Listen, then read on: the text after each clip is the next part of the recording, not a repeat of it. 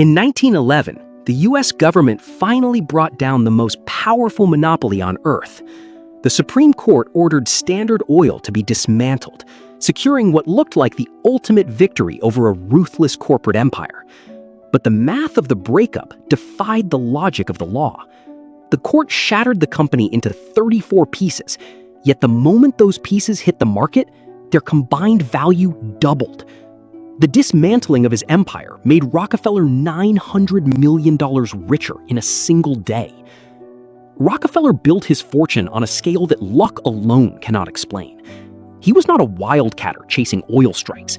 He was an engineer who designed a perfectly calibrated economic machine. To understand his wealth, we have to look past the crude oil and analyze the architecture of the system itself. By tearing down that machine piece by piece, we can see exactly how a perfectly structured system can weaponize its own destruction to multiply its value. The American petroleum age started in Pennsylvania in 1859 as a landscape of pure chaos. Hundreds of independent drillers flooded the region, causing prices to crash and fortunes to vanish based on little more than blind instinct. Rockefeller countered this volatility with absolute measurement. Since childhood, he had maintained a habit of tracking every single penny he earned and spent in a small red notebook he called Ledger A. While his competitors operated on assumptions, this obsessive accounting gave him a god's eye view of his exact costs and margins. He knew precisely where money was being wasted before a single barrel was sold. He realized early on that you cannot control a market that you do not accurately measure. This total financial awareness became his first weapon against the chaos of the industry. Once he mastered the data, he turned his attention to the infrastructure bottleneck. Drilling for oil was high risk, but refining and transporting it offered a way to control the entire supply. He approached the major railroads and made an offer built on scale. He guaranteed a massive, consistent volume of oil shipments daily. In exchange, he secured secret discount rebates no competitor could match. These rebates dropped his shipping costs far below the industry's operational floor, allowing him to undercut every refiner while maintaining his margins. By owning the pipelines and the tracks, he captured value from every barrel moved, regardless of who actually pulled it out of the ground. In 1872, Rockefeller deployed these logistical advantages in a campaign later known as the Cleveland Massacre.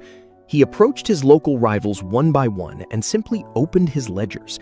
He showed his secret rail rate rates, his massive volume, and his exact margins.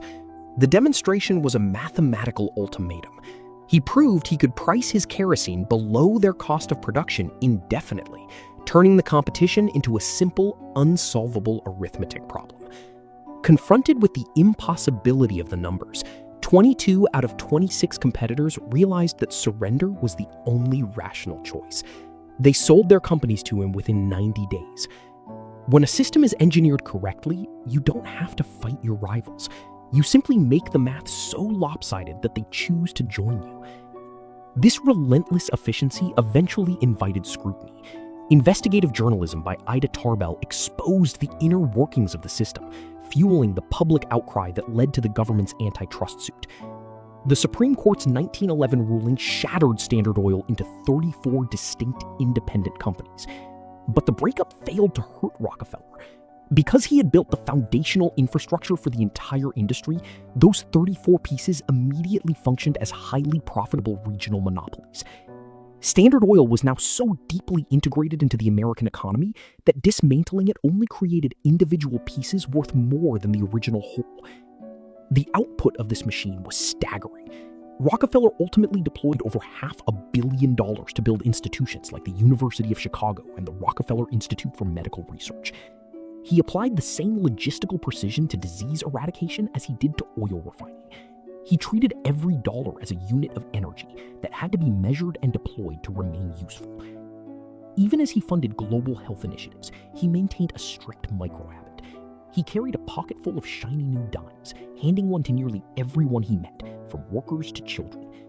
This was a psychological mechanism to keep the world's richest man permanently grounded in the fundamental total unit of his empire, the single cent. Rockefeller's legacy is a testament to the power of a closed-loop system. He mastered the variables of measurement and control, building a machine so durable that even the government's attempts to destroy it only served to accelerate its growth. Every fortune has a hidden story, and every empire is built on a system.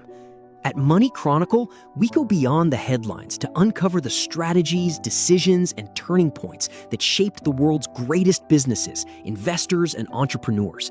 From billion-dollar empires to the financial lessons hidden in history, every video reveals how money really works. If you enjoy deep cinematic stories about wealth, business, and success, you're in the right place. Subscribe to Money Chronicle and join us as we uncover the chronicles behind the world's greatest fortunes.